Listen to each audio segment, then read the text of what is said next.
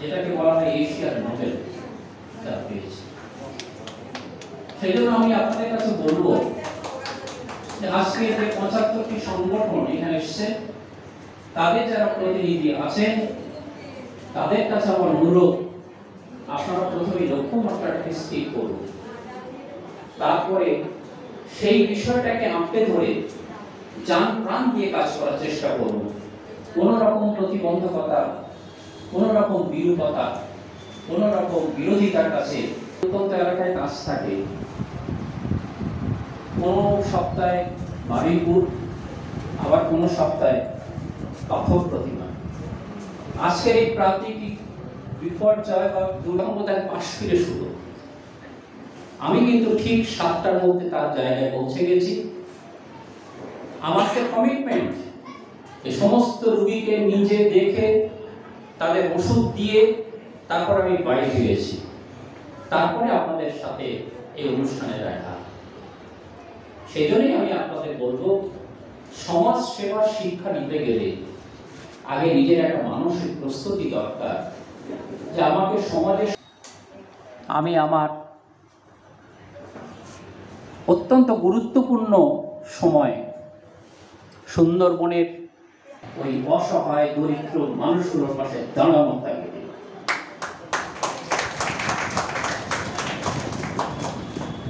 আজ কলকাতা শহরে যদি ১ ঘন্টা বিদ্যুৎ না থাকে, যারা বাস করে দিনের পর দিন তারা বিদ্যুৎ ছাড়া, বিদ্যুৎবিহীন অবস্থায় কিভাবে জীবনযাপন পালন করছে। মানুষ সমাজের যারা মূল স্রোত থেকে অনেকটা দূরে আছে, তাদেরকে সমাজের মূল স্রোতে যেভাবেই হোক। আজকে আপনি যদি ভাবেন আমি শিক্ষিত মানুষ, আমি এই পশ্চাৎ, যারে তুমি পিছিয়ে ফেলো সে তোমার এই পশ্চাতে টানবে। ধন্যবাদ।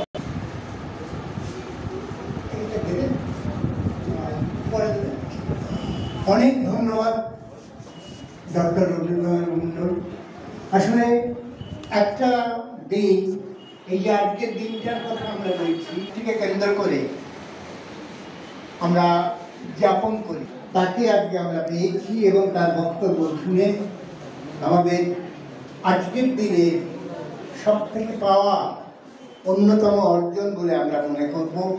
এবং যে অনুরোধ, তার প্রতি শ্রদ্ধা রেখে আমরা এই সমাজটাকে আজকে যে অন্ধকারের মধ্যে যেতে চাইছে তার থেকে আরেকটু সরিয়ে এনে এবং করব, এই সিদ্ধান্তেও আমরা আজকে আসতে চাই। এরপরে এইরকমইভাবে মানুষের সঙ্গে কাজ করেছেন, মানুষের জন্যে কাজ করেছেন দীর্ঘ সময়।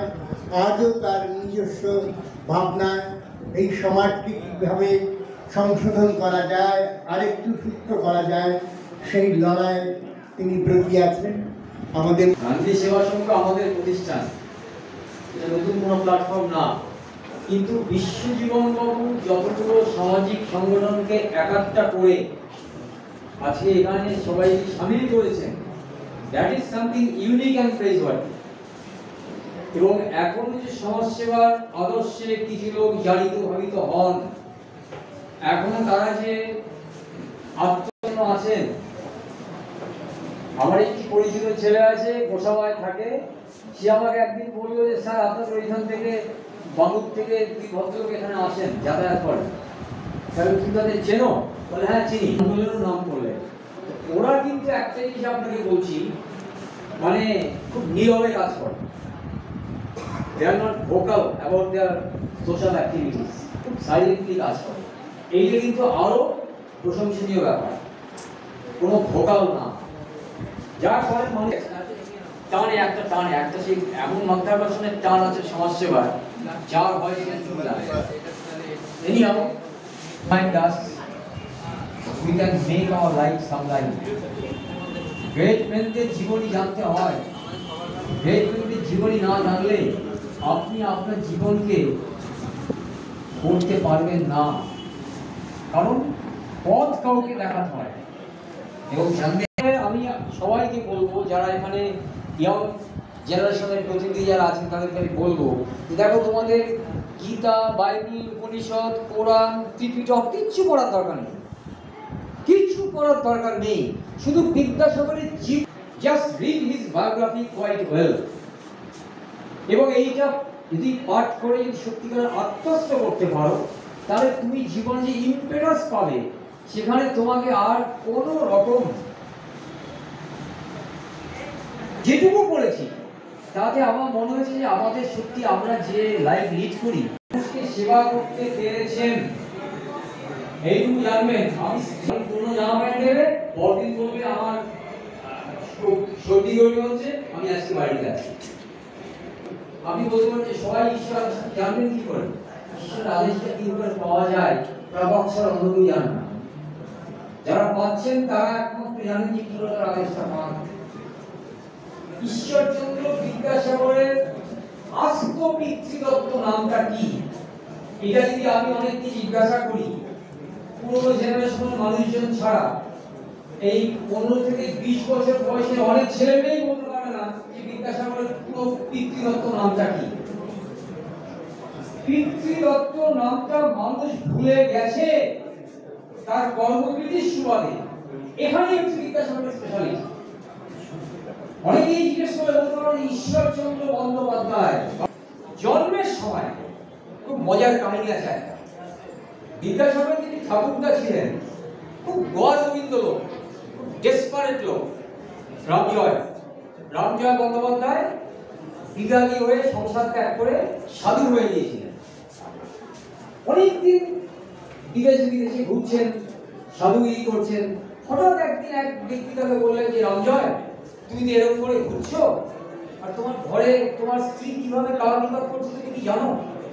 তোমার সন্তানরা কিভাবে দিন কাটাচ্ছে জানো? তোমার অর্থাভাবের মধ্যে আছে, আর তুমি এখানে বসে বসে সাধুগিরি করছো। মানুষটি আছেন। রামজয় ফিরে আসায় সবাই খুব খুশি হলো। রামজয় এক হাতে ওই বাঘ মেরেছিলেন একটা। রামজয় এত কাজেই লাগবে না। চিত্তরঞ্জন দাসরাকে লিখে দিল দেশবন্ধু। সে কেমন দেশবন্ধু যে তার মৃত্যুর পর বলে দিল এনেছিল সাথে করে মৃত্যু এর প্রাণ। সেটাই তিনি গান করে গেলেন, মরণে তাহাই তিনি করে গেলেন গান। দেশবন্ধু অন্য কোনো গান নেই। সুভাষচন্দ্র বসু, নেতাজি, আর কোনো নেতা আলো না। ভারতবর্ষে মুলায়ম সিং যাদবকে অনেকে নেতাজি বলে, কিন্তু নেতাজি একজন, এই সুভাষচন্দ্র বোস। দয়ার সঙ্গে মজার কাহিনী আছে, সেই কাহিনীটা শুনে সেটা চারিদিকে একদম দুর্ভিক্ষর মতো পরিস্থিতি। যারা জমিদার, যারা বিত্তশালী, তারা সমস্ত সম্পদ আহরণ করে নিজেদের ঘরে রেখে দিচ্ছে, মজুদদাররা মজুদ করছে, মানুষ খেতে পাচ্ছে না।